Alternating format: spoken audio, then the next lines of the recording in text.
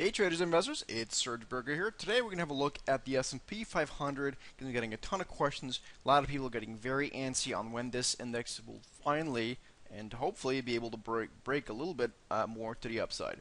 We just today's Friday, May 2nd, we just had the jobs report for the month of April, which at the margin seemed to have passed the test.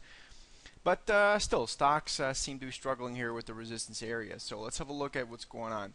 Basically, through a daily chart here, you can draw a very simple resistance line. You can see the breakout here just isn't happening. But really, we need to look a little bit more beneath the surface.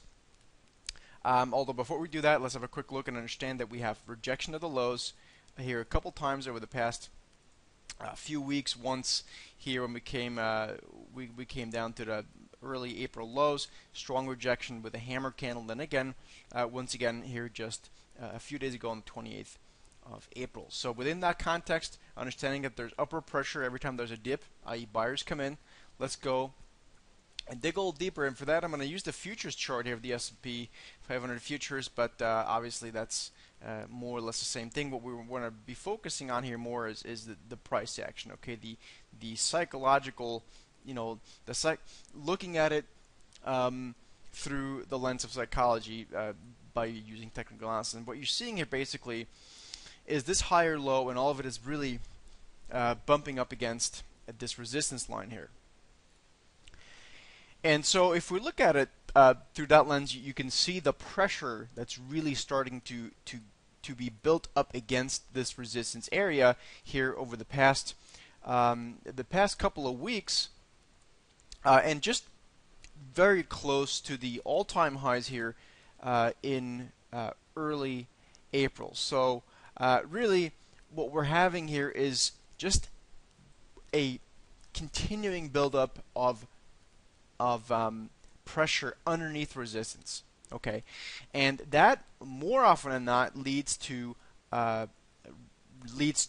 meaningful breakouts to the upside. The question is more when. The inverse head and shoulders pattern here as well, you can look at it through a multi-year chart, multi-day chart. This is just a 60-minute chart of the futures, by the way. You can sort of draw these things here. You have a left shoulder, the head, and then a right shoulder over here somewhere. So if you want to get really technical, you look at it that way.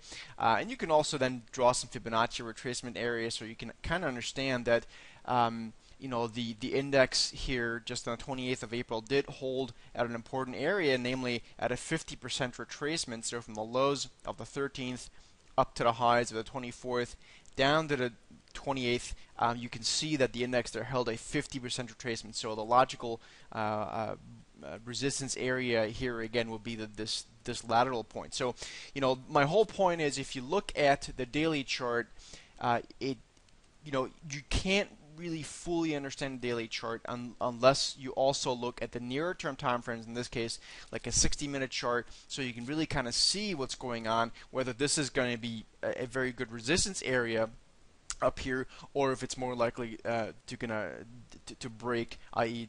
that we resolve to the upside. So from where I stand, I think it really is just a matter of time until we break higher. I still remain of the opinion that we see one more up leg here in this bull market. 1920 to 1970 remains my multi-week or maybe 2-month or so target on the upside for now. Hope this makes sense at all. If you've got any questions, if you want to follow the real-time trade alerts, you can go to steadytrader.com. Otherwise, you can hit me up on Twitter. If you have any questions, my Twitter handle is steadytrader. Take care.